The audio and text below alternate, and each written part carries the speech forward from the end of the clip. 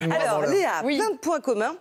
Parce que dites donc, on dirait que Bruce Springsteen vous a copié. Son album s'appelle Letter to You. Vous écrivez tous les soirs une lettre A. Ouais. Donc ce soir, c'est une lettre au rocker. Une lettre au rocker, oui, cher rocker, avec votre esprit rebelle, votre cuir chevillé au corps et votre côté cracra, sans être pour autant un technicien de la télé.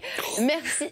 Mais non, mais attendez les gars, je plaisante, ça va. Je disais donc, cher rocker, merci pour tout ce bon son qu'on s'écoute en boucle. Merci à Bruce Springsteen.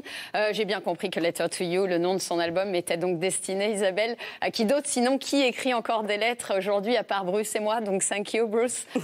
Mais mon cœur est à tous les rockers. Elvis Presley, par exemple, dont le nom de famille a donné lieu à tant de bonnes blagues à base de pinçage de testicules. Faites pas cette tête, David, hein, on sait que vous avez été victime de cette vanne. Comment il s'appelait déjà, Elvis Presley. Presley.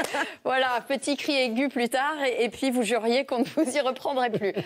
Comment ne pas mentionner aussi le pionnier Bill Haley et son fameux Rock Around the Clock? 1, 2, 3 o'clock, 4 o'clock, rock. 5, 6, 7 o'clock, 8 o'clock, rock. Du rock'n'roll 24 heures sur 24 qui serait donc aujourd'hui intitulé Rock Around the Clock, but not during the couvre-feu. From 9 to 6, it is time for dodo, or it is 135 €. Voilà ce qui est beaucoup moins rock en fait. Cher rocker, on vous doit aussi le célèbre slogan Sex, Drugs and Rock'n'Roll, appliqué à la lettre, tiens, encore une, par David Bowie, Jim Morrison ou Mick Jagger, pour ne citer que, lesquels ont pris tellement de drogue dans leur vie qu'ils ont plusieurs fois été à deux doigts de faire le Tour de France. Donc j'ai fait une petite photo pour me dire, tiens, si ça avait été comme ça, j'aurais bien regardé. Alors, de fait, le rock, ça use énormément. Et les dates de péremption sont atteintes bien plus vite qu'ailleurs, hein, comme l'atteste le triste club des 27. Jimi Hendrix, Brian Jones, des Rolling Stones, Janis Joplin, Jim Morrison, Kurt Cobain et Amy Winehouse, tous décédés à 27 ans. Probablement pas d'un excès de légumes, de tisane ou de sport. Voilà. Parmi vos nombreux styles, chers rockers, on compte aussi le heavy metal, hein, dont les chanteurs beaux gosses comme Bon Jovi, Aerosmith ou Guns N' Roses ont fait craquer tellement de jeunes filles que les mecs étaient littéralement jaloux. Et j'ai revu les photos de l'époque et je suis jalouse à mon tour parce que je rêverais d'entrer dans des pantalons aussi moulants que les Guns. Franchement, ils étaient hyper bien gaulés, mieux que moi.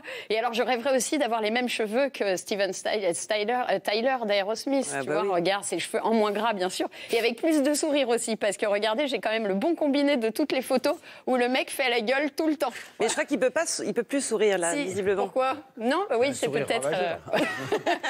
Mais c'est vrai, cher rocker, qu'il y a chez vous ce quelque chose de terriblement sexy grâce auquel on sait que vous allez démonter votre chambre et pas que votre chambre.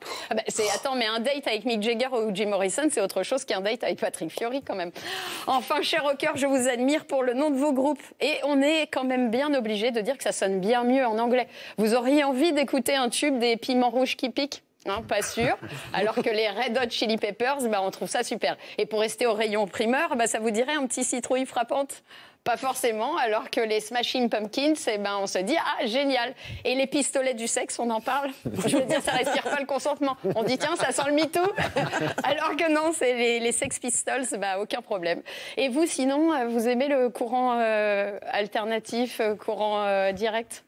Ok, ACDC. Ce nom de groupe qui a été trouvé par la sœur du chanteur, je ne sais pas si vous le saviez, en lisant une notice d'appareil ménager. C'est fou de se dire que ce groupe mythique, quand même, tient son nom d'un batteur à œufs ou d'un aspirateur. Voilà, et n'oublions pas que ACDC a créé l'immortel Highway to Hell, autoroute pour l'enfer, qui ne parle pas, contrairement à ce qu'on pourrait croire, du périph' soit Anne Hidalgo. Et comment ne pas mentionner les bandes blanches, les White Stripes, que personnellement, je hais, hein, puisque ce groupe nous a valu d'entendre des centaines de fois des fans de foot avinés chanter pop, pop, pop, pop.